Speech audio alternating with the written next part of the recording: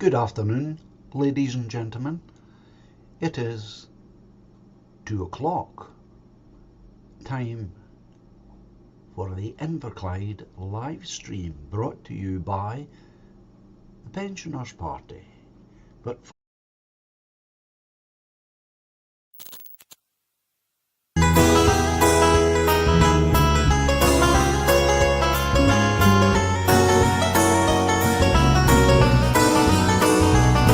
there once was a good time when we built all the great ships here, but that once time is our lost time now.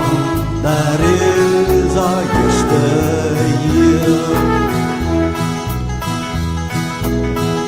Sugar cane from Jamaica, put a sweet tooth in every mouth, and the cotton that once was spun here fine was gathered by black hands of the South.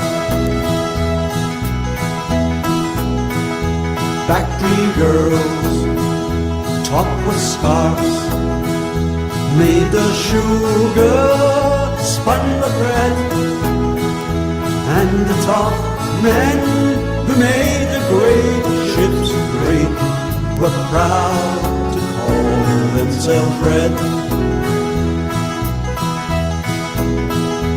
There once was a good time when we built all the great ships here, but that once time is our lost time now. That is our yesteryear.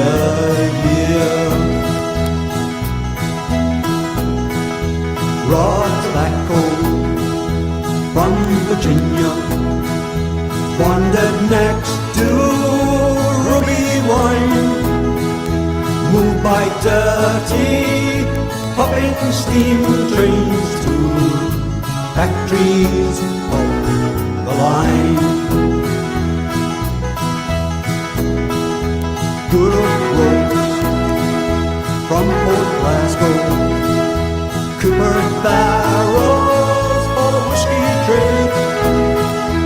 All the world knew that the legend claimed the best ships were always Clyde made.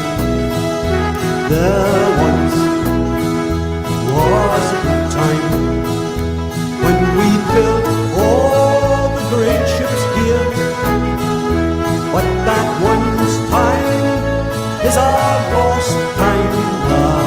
That is our yesteryear.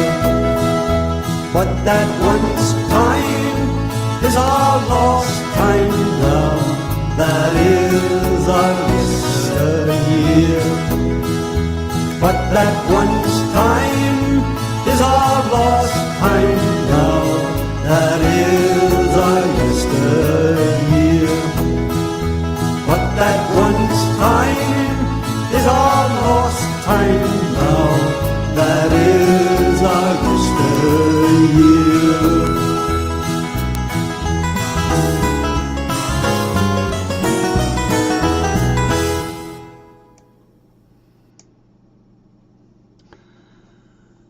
good afternoon, everyone. Beautiful day it is too. Nice to see you all here, and thanks for coming. So, I should formally say my name is John Davidson. I am the founder and present leader of the Pensioners Party. As you all know, we have upcoming local elections for council members, and the party will be fielding for the very first time a candidate in an actual election, and that candidate is my good self, John Davidson. So you will likely see me out and about in the town speaking to people, and if you recognize me at all, I know want to speak to me, please come forward and do so. If you've got any questions or queries or anything you might want to ask, please do so. And that's partly the reason for these live streams. So if you're unfamiliar with how YouTube works in relationship to live streams, it's simple.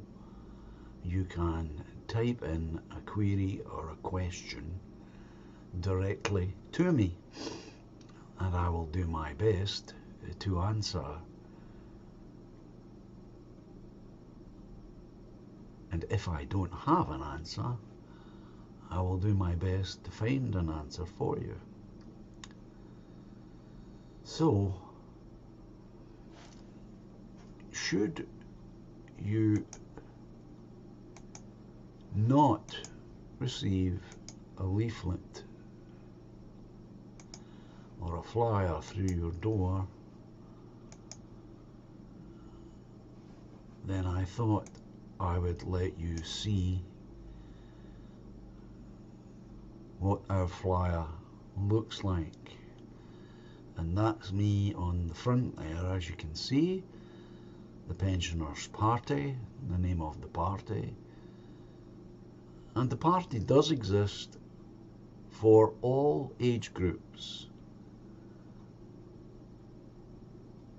for all those who are pensioners, of course, and for all those yet to be pensioners. If you're 18 years old or above, you qualify to join the party, should you wish.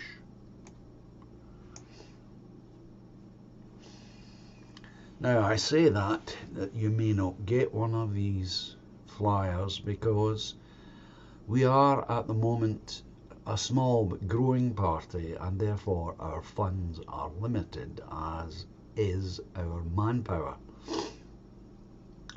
We have local members, but they are unavailable to help in this particular campaign for very different reasons, work commitments and the like. So therefore you may not get a leaflet put through your door. But I personally will be out and about whenever the weather is decent enough.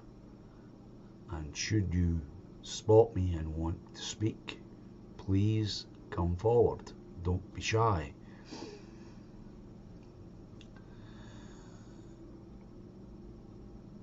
Now, I'm sure you haven't missed the fact that the local council tax is going up by almost 2%.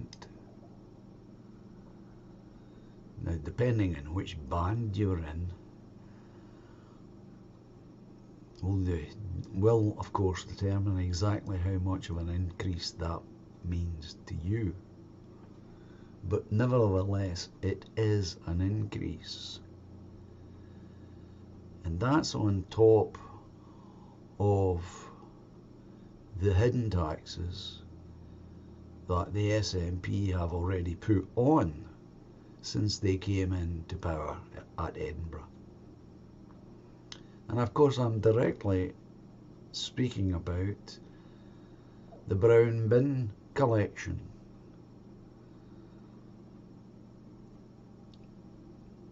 We all pay our council tax, and the expectation has always been, and up until recently was, that our rubbish would be collected by the bin men and taken away and disposed of. But that has been changed. The brown bin is now standing with its own taxation column. and you can guarantee that that taxation will rise year upon year now that it's been established, unless that is, we oppose it. And the Pensioners Party opposes all forms of extra taxation.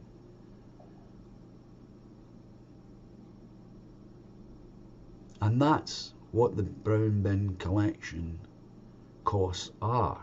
Another way of taxing you. But it allows the SNP in Edinburgh to claim that they haven't put up local council tax in many years, but that's not actually true.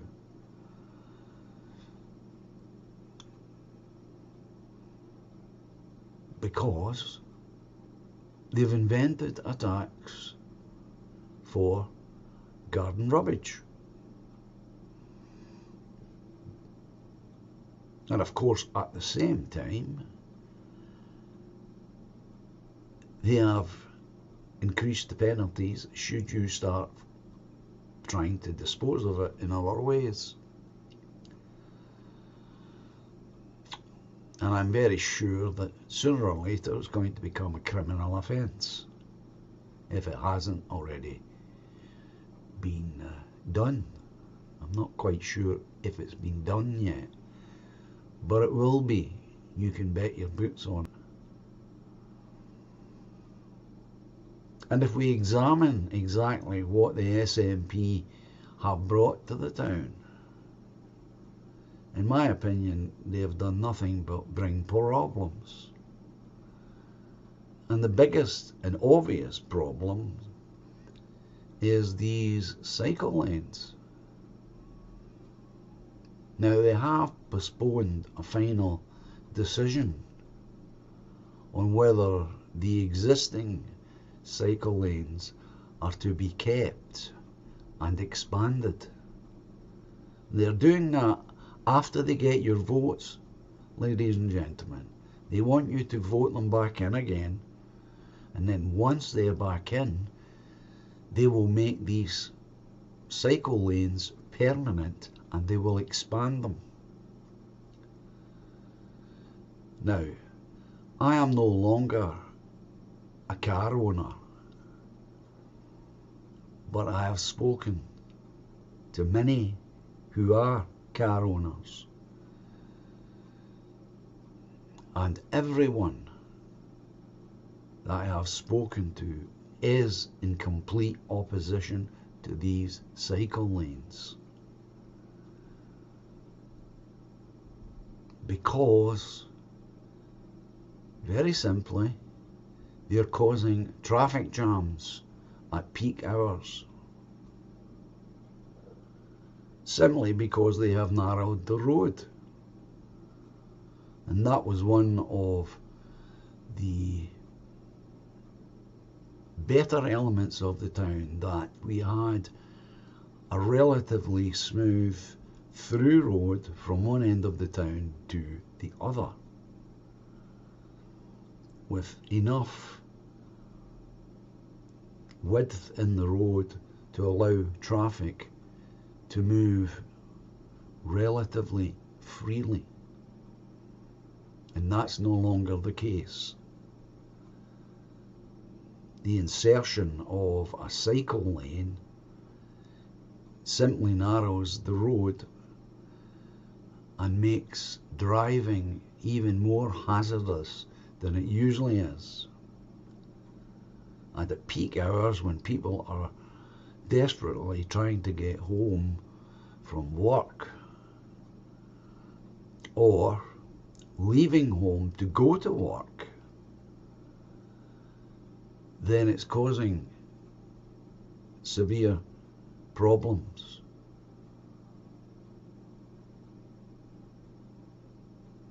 And there is a potential there as well for an absolute disaster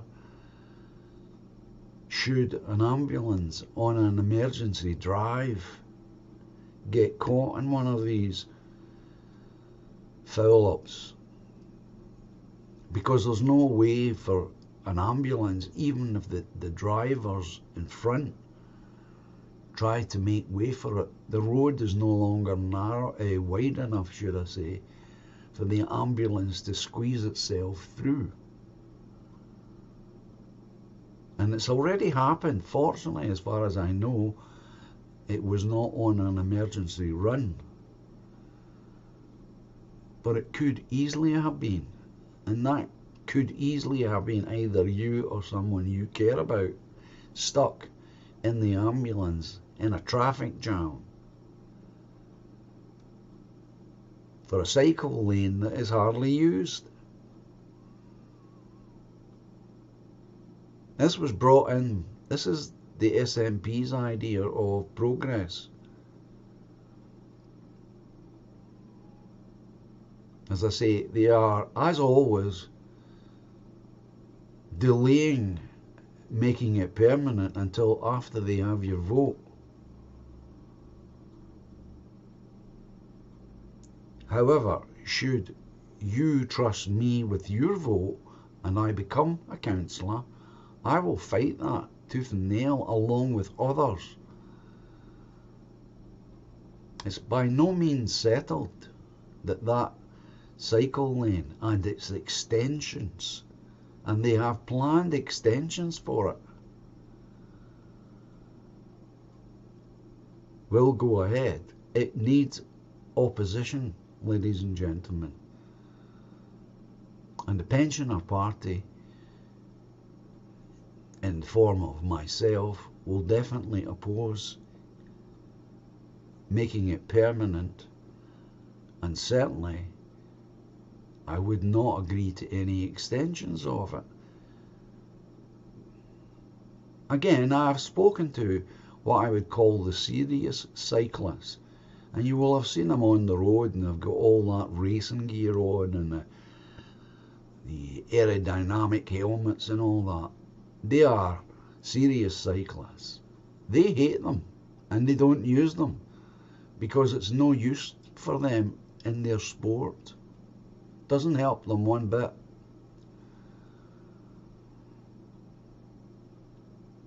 The serious cyclists around here tell me they tend to zoom up and down to larks.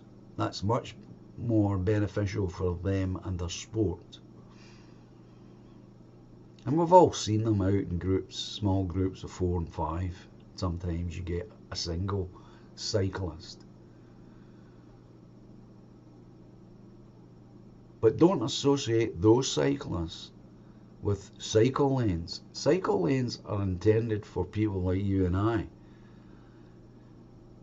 People who once had a cycle when they were young and might want to have one again. However, this is not Holland. And unlike Rome, we're not built on 7 hills rather. We're built on a multitude of hills.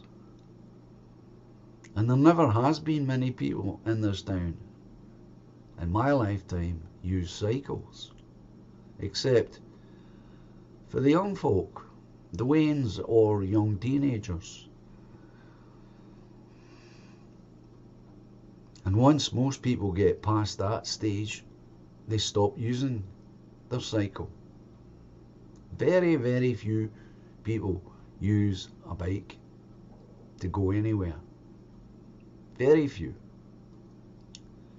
And the ones that do use them are more inclined to hop on the pavement whenever it suits them, because they don't observe the highway code. But that's perhaps not their fault. Perhaps that's the fault of instructions or lack of instructions about how to use a road with a cycle.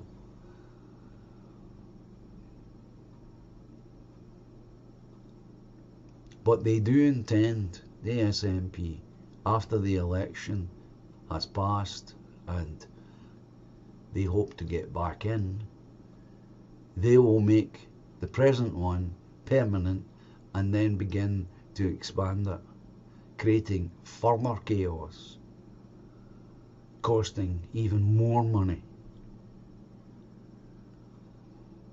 And this is simply an idea they've seen abroad when they've been on foreign holidays and thought it would be a great idea to bring it to our part of the world. But we've never had that history of cycling, unlike the Europeans. We've never had it. We've got too many hills. You ever seen anybody cycle up Bank Street? Or Mearn Street? Or Ann Street? Or the Clune Brae, for example. Anybody going up there in a cycle will walk the cycle up. Mostly. Unless you're young and you get strong legs. There never has been a large contingency of cyclists. It's an idea that is foreign not just to Inverclyde, but foreign to Scotland and, I would argue, the whole of the country, Britain. But it is very much a European idea, and that's where they've brought it from. The difference again is that in Europe, when they build a road, that's included in the building of the road. It's not an add-on. And therefore their roads are even wider to accommodate the cycling part. It's an idea that you can't superimpose on a geographical location that's not got the history of cycling. It won't work, hasn't worked, and will only cause, and does cause, chaos.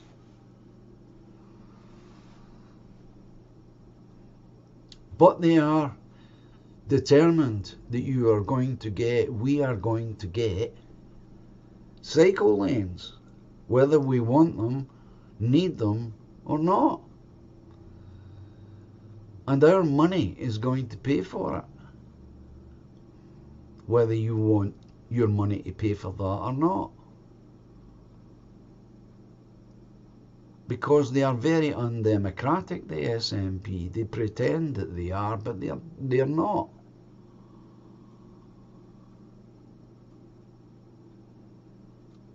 And this is a very good example where they want to spend lots and lots of other people's money. Our money, my money, your money, on something that is neither needed nor wanted. But if you vote in that direction, that's what's going to happen, whether you want it or not. Meantime, the overall tax and taxation burden is going up by almost 2%. The brown bin cost will rise, not for this season, but for next season. And there are whispers about the blue bin receiving its own special tax. Now that's just a rumour, and I'm giving it to you as a rumour.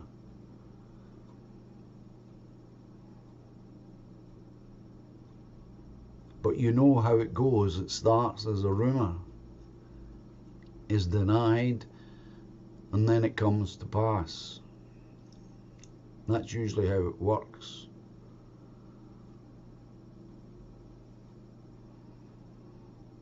But I'm reminding you, all of you, whether you vote for the Pensioners Party or not, once these taxes are imposed, they will only rise evermore. Now, for lots of people, it doesn't mean a thing because they don't have any kind of garden. So if you're in a tenement or you're in a high flat, it doesn't really affect you as such. Unless your tenement has got a wee bit of grass round the back for a drying green, then somebody becomes responsible in the tenement block for looking after that, and then that has to go in a brown bin. So there will be tenements where it does apply. And that's the other thing about all of this. The kind of collection of rubbish that we have now in the town, again, was imported from America. It works beautifully in America.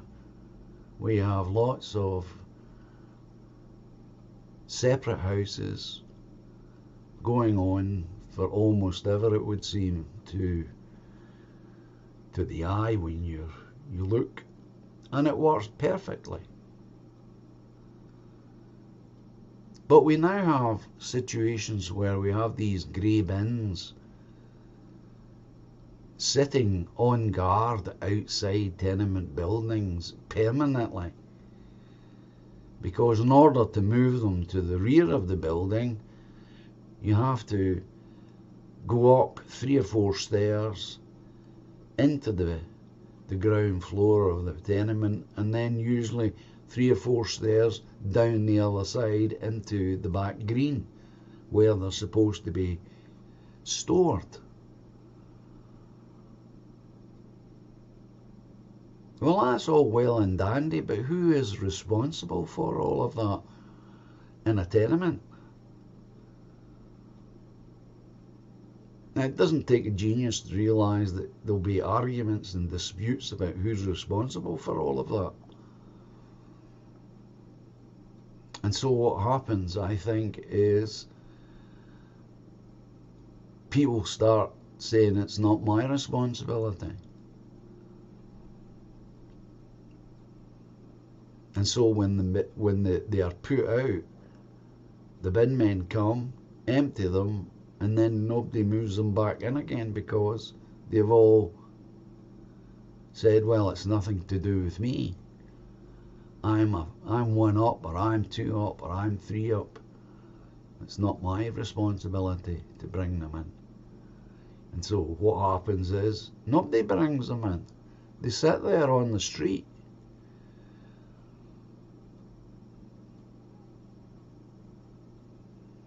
And there's more and more of that happening as people get fed up with the whole idea of running up and down the stairs to move these bins back and forth.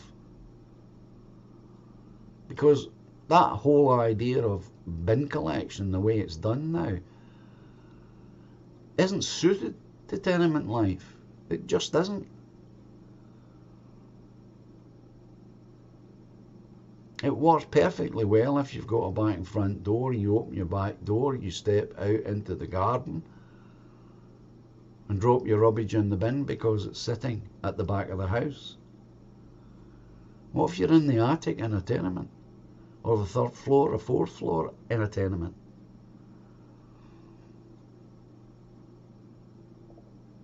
Who moves those bins from back to the front of the building?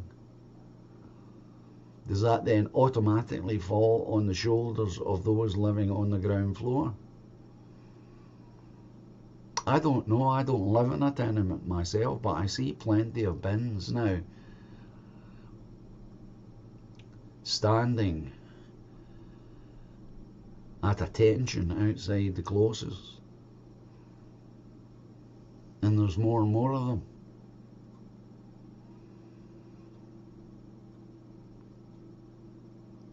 All of this has to be sorted out if you want to have some semblance of order in the town and some semblance of cleanliness in the town.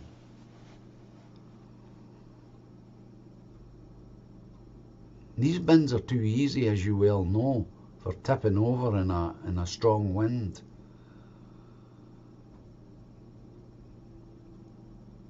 And all the rubbish comes out. It's happened here and where I am, they tip over in the wind.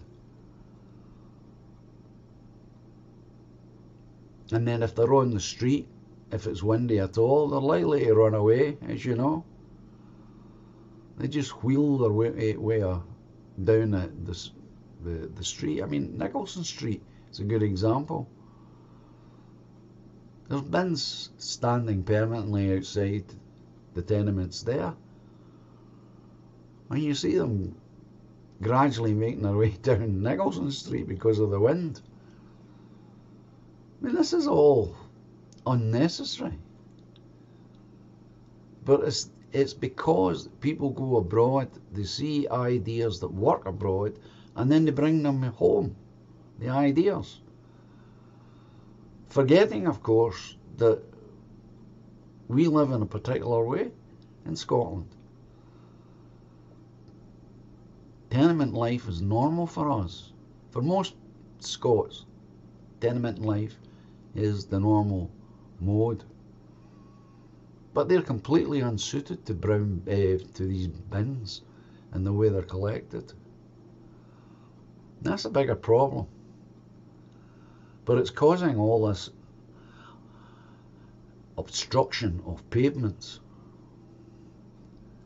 And it's very unsightly.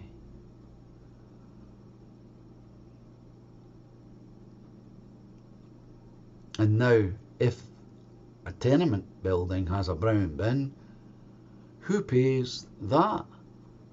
Well, it'll be divided by the number of people who live in the tenement, of course.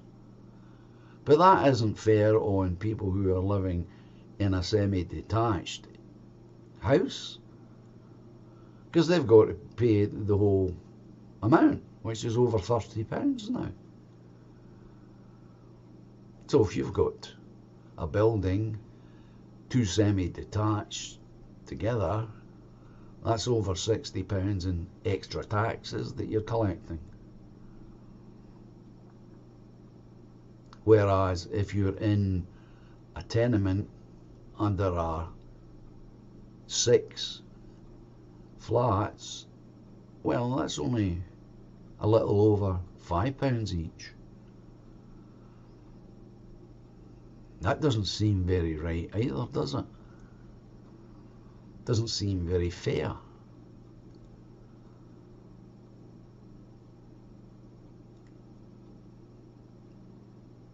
So I'm saying to you, that has to be changed. That tax on the brown bin has to be removed, and that is one of our pledges, to fight that tax and do our best to get it removed. I can't promise you we will be successful in that endeavour, but we will bring it up at every occasion and hopefully form alliances with independents on the council.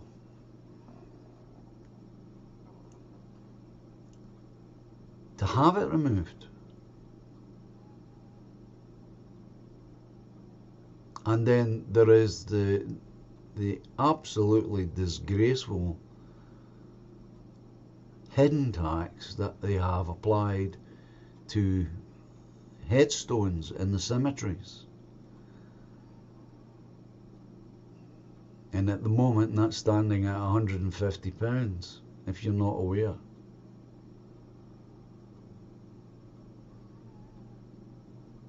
It means simply, if you have a grave in any of the cemeteries in Inverclyde and you wish to change the writing on the stone because you're putting another coffin into the grave, and you want to mark that person's passing on the stone, you pay the stonemason, of course. He will tell you how much that will cost, and you pay him. Plus, he will then tell you at that point that there is, he calls it, they normally refer to it as a surcharge, but it's a tax from the council of £150 to have that additional information put on your headstone. Now I want you to think about that very carefully, because that headstone and that grave is sold to you as private property. You get it, and you're allowed to put you're allowed to bury 3 people in a grave, and you can either have a headstone or not. Now most decent people will have a headstone, but the minute there's a second person in there and you want to mark that person by giving some details, their name and when they were born and when they died, that kind of thing, or a little inscription that means a lot to you, then you pay the stonemason. Straightforward, you would think. But the SNP have interjected that transaction with a tax. When I first came across this tax a good number of years ago, it was £30. I paid that tax last year when my mother died and was going in to join her late husband, and of course we needed to put her details on the stone. So last year it was £150. What will it be set at this year? I don't know. I don't know if they have increased it, but like all taxes, it will continue to rise.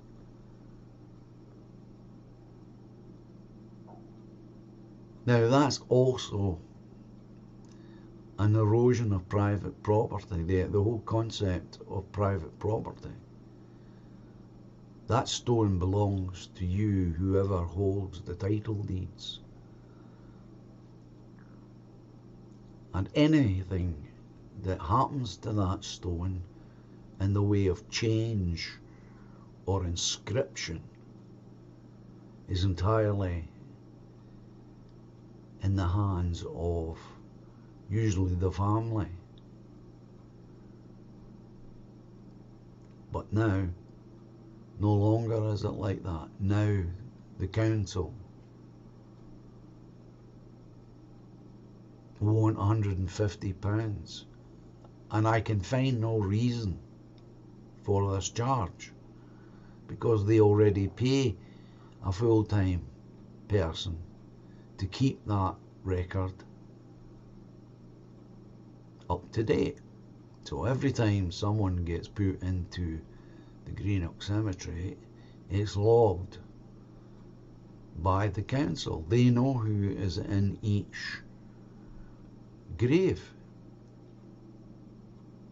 I expect it's done by computer now, but it used to be pen and ink. But they have people already in place for that. It's not as though they created a job and need to cover the cost. It already was covered by, I expect, the Department of Births, Deaths and Marriages. All those records. So, where does that money go?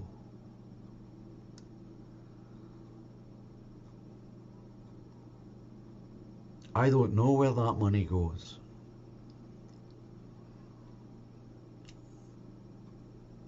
Again, the upkeep of cemeteries and crematoria fall under the general council tax costs. But these are extra taxes that have arrived since the SNP arrived in power.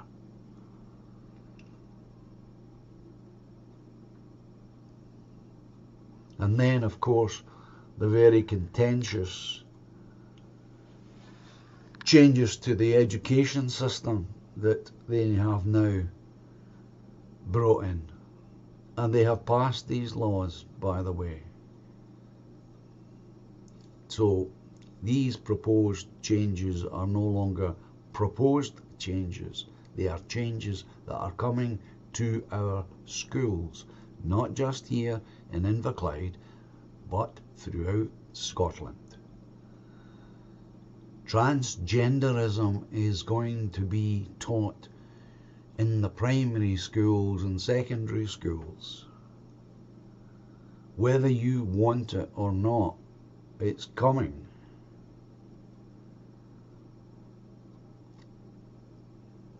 As far as I'm concerned, it is malicious, malignant, and malevolent, all at the one time. Parents are going to be faced with deeply disturbed and confused children.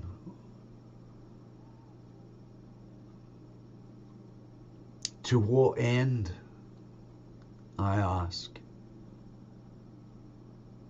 To what end? And who asked for it?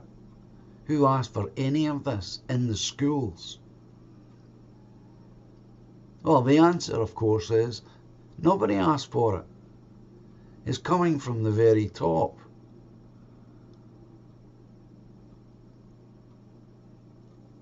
Driven by women, I might add, who one would have thought would know better.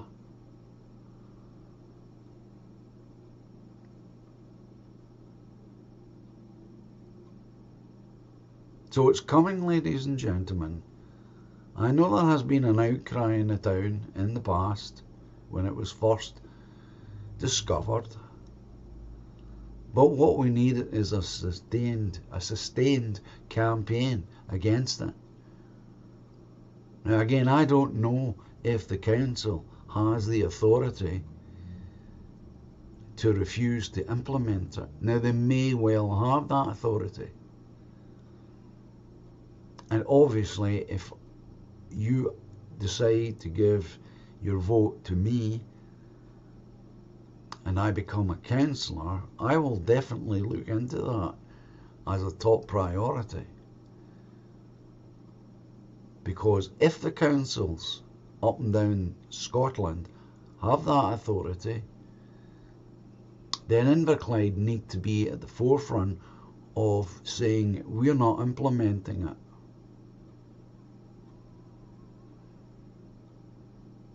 But I can't say for sure.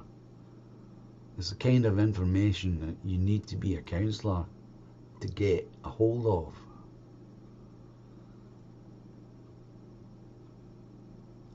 But should it exist,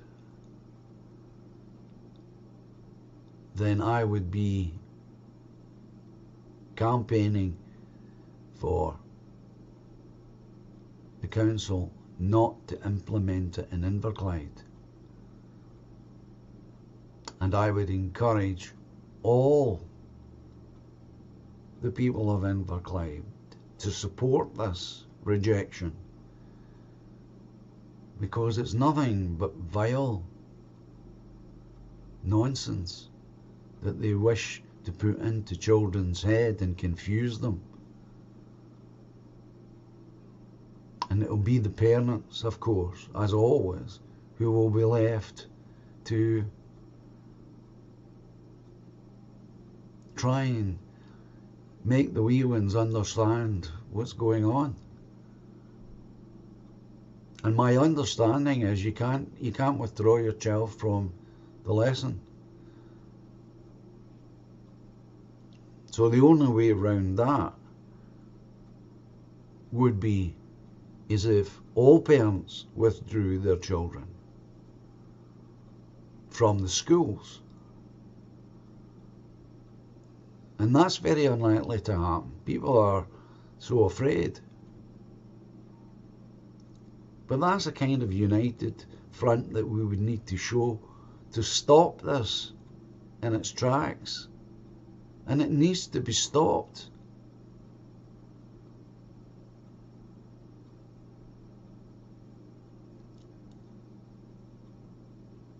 Now, if you don't know the details of this, you should make it your point to find out about it. Because when you do understand what they're about to force feed into children, I'm confident you too will be absolutely sickened by it.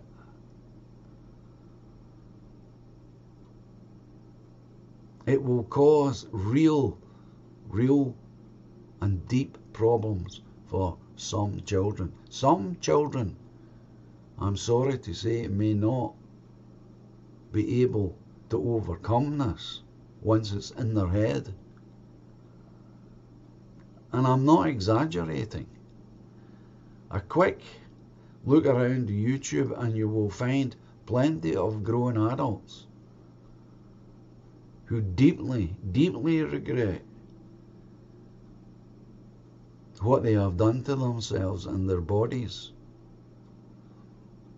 because they were introduced to these ideas when they were children.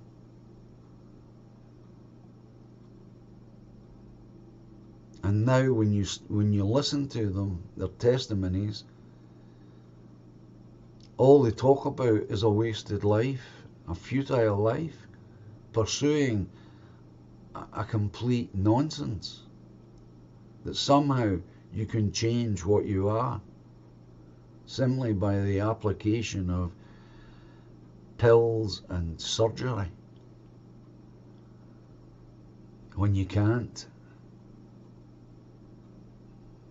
That's where it ends. And where it begins is the poisoning of children's minds. Now, it won't affect every child in that way. It won't. But that doesn't matter, does it? If it affects one child, then it matters. And it will. I couldn't be any more opposed to this than I already am. And should you give me your vote and I become a councillor, I will fight this with everything I can fight it with.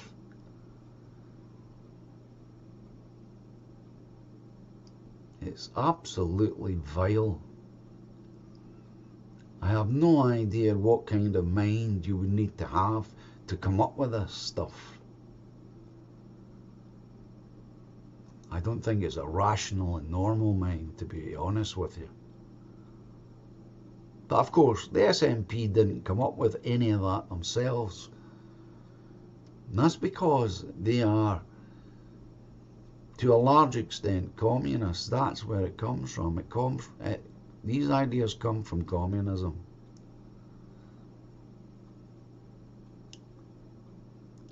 Cultural Marxism is where it comes from. Critical race theory is the other one. That, unfortunately, is already with us and it needs to be gone. But that's another matter.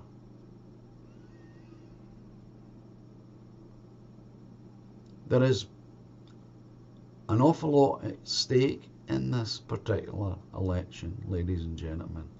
You may not think it. You may think it's just another election for town councillors. But it really isn't. Scottish education has never been assaulted in this way before.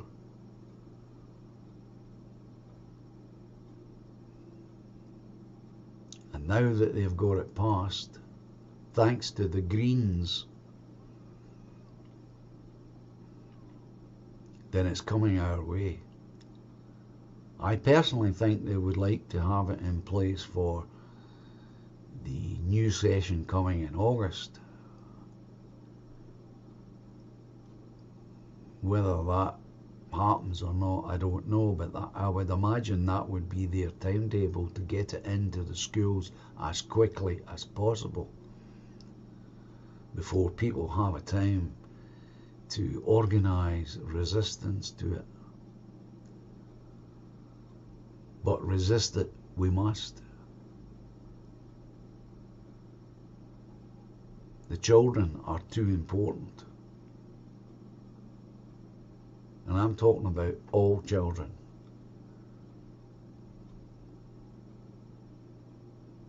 As I say, my understanding is you cannot get religious exemptions or philosophical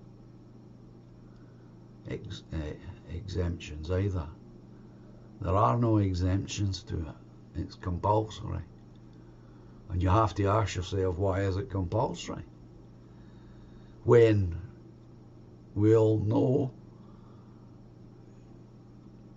when it comes to religious education, you can opt for your child to be out of it because your faith doesn't align with what's being taught. Everyone has accepted that as a reasonable position. And it goes on day and daily in the schools. We know this.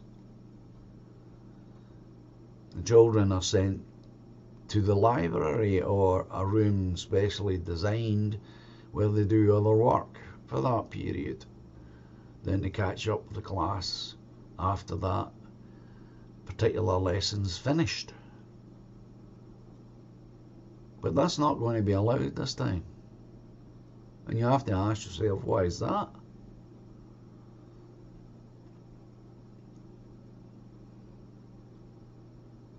Because they want to poison all the children. Poison their mind. It will cause terrible, terrible upset for many, many children. And you, the parent or parents, will be left to deal with an upset child.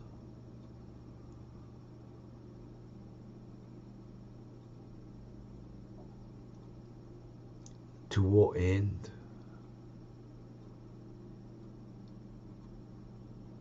And if you want to talk about numbers, the people who, the adults, should I say, who are already identifying themselves as transgender, make up such a small proportion of the population that they hardly show up at all. It's something like 0.00001 of the population as a whole. That's how few there are. But where the SNP feel as though that we should be educated into this.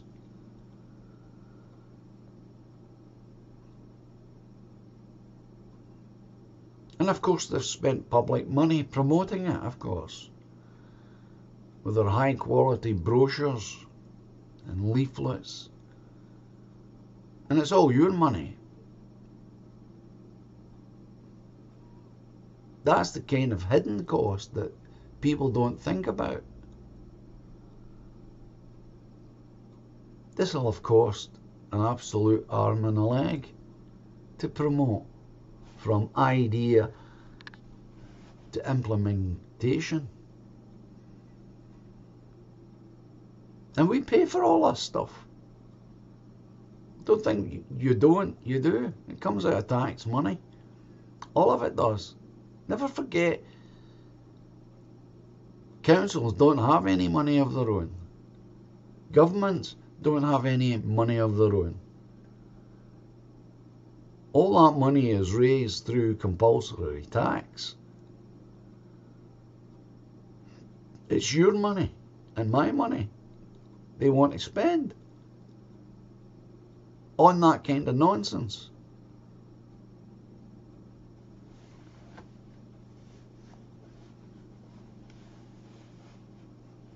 So,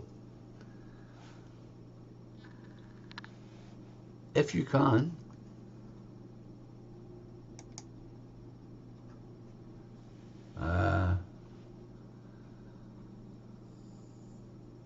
if you cannot give the Pensioners Party your first vote, please consider giving us your second vote, because it's a transferable system we have in Scotland. So if you're aligned with a particular party, or you do it out of habit or whatever, please consider giving the Pensioners Party, in the form of myself, your second vote.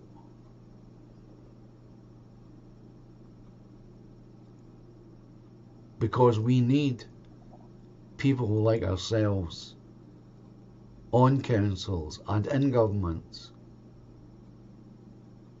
to rein some of this lunacy in.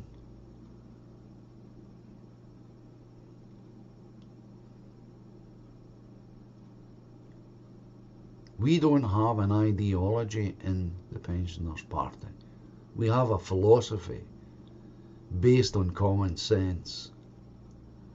Our solutions to what we see as social problems, and there are many social problems, are common sense solutions.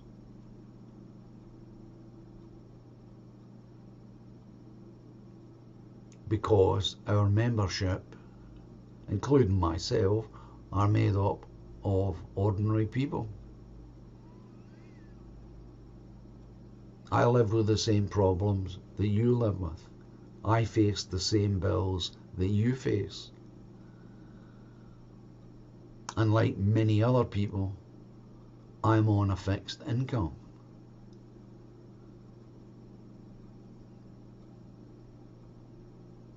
So please consider,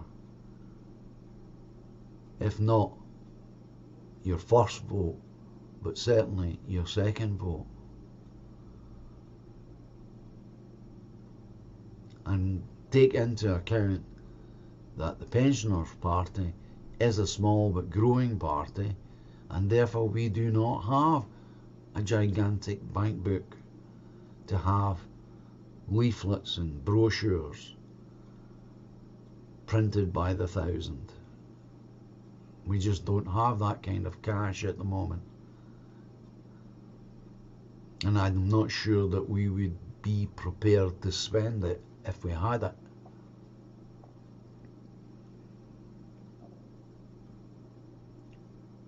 And there are no secret millionaires backing us up.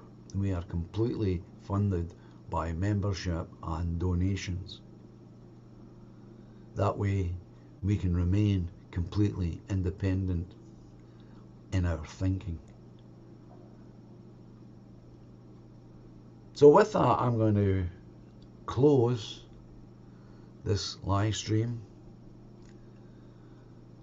and let you go and enjoy the rest of a nice sunny afternoon, which doesn't happen often enough in Inverclyde, that's for sure. And as I say, if you see me about in the town and you wish to come and speak, please do so. Don't be embarrassed, don't be afraid, none's going to happen. If you've got a question or a query, I will do my best to answer it. And I will close the live stream with another one of my songs. There's a song called Scotland. I hope you enjoy it. And my apologies for not being here last week. I had very important family and personal concerns to deal with last week.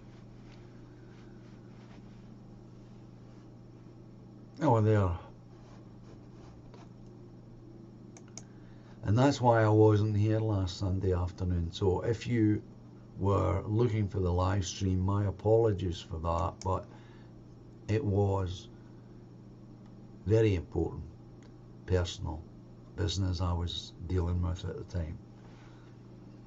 So again, just let me remind you, if you don't get a flyer, it's not because we're not interested in you as a voter. It's simply we are a small but growing party. We do not have unlimited funds to spend on such things.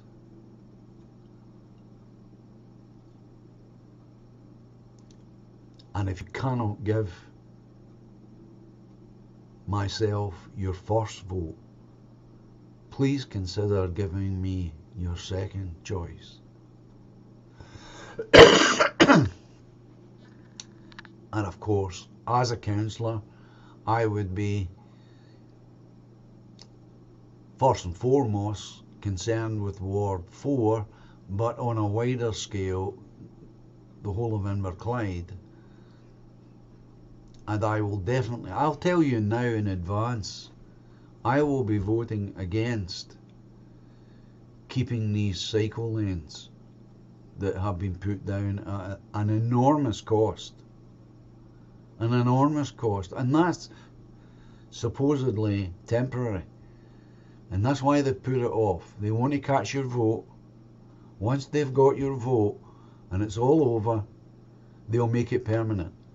And then they've got extensions for it, causing, and no doubt the extensions are going to cause even more traffic chaos than already is here. Where there were none, there was no traffic chaos along that part of Eildon Street and Brougham Street up to Grey Place. Now there is. Now there is. And already an ambulance has been caught in it all, and there is no way for the ambulance to squeeze through. There just isn't. Now just think about it. It could have easily have been a real emergency, someone who desperately had to get to the hospital as quickly as possible, and they're stuck in a jam, and there's no way to reverse, and there's no way to get round it, because they have deliberately narrowed the roads through these cycle lanes. It's insanity. And that's why they've put off the decision. They're hoping that you will still go ahead and vote for them. Then when the elections are over and they've got what they want, it'll become permanent, and then they'll start adding to it at even more costs.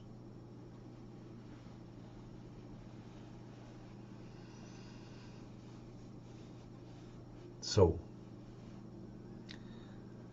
as I say, it's a bit of a hot topic with me, this cycle lanes, as is the changes to the education system that I spoke about earlier. So with that, folks, I will leave you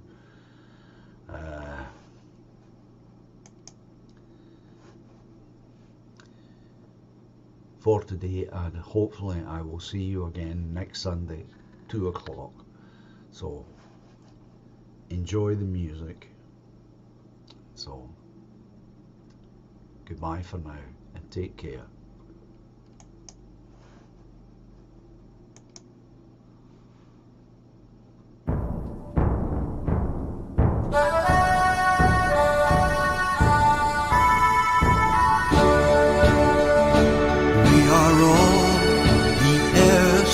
Scotland, as a nation proudly stand, we will march beneath her banners to protect our ancient land.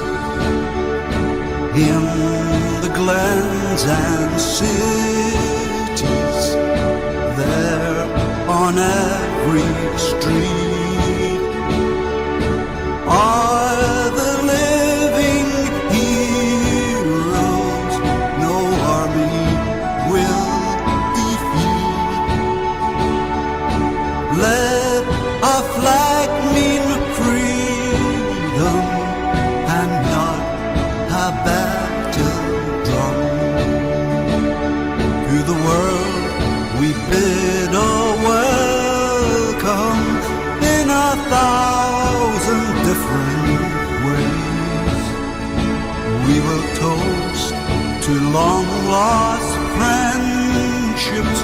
as we build our better days in the glens and cities, there on every street are the living heroes no army will defeat.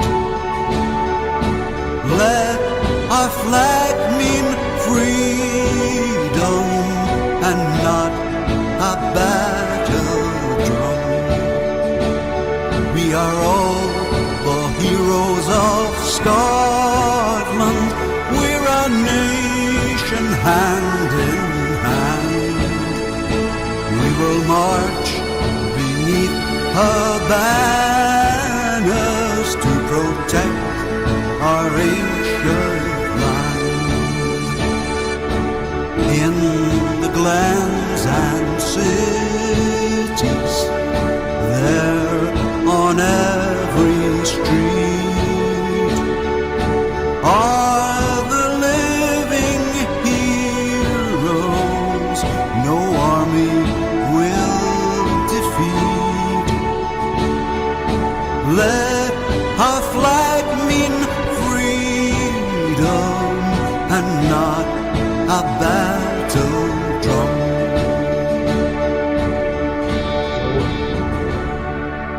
Bye for now, folks.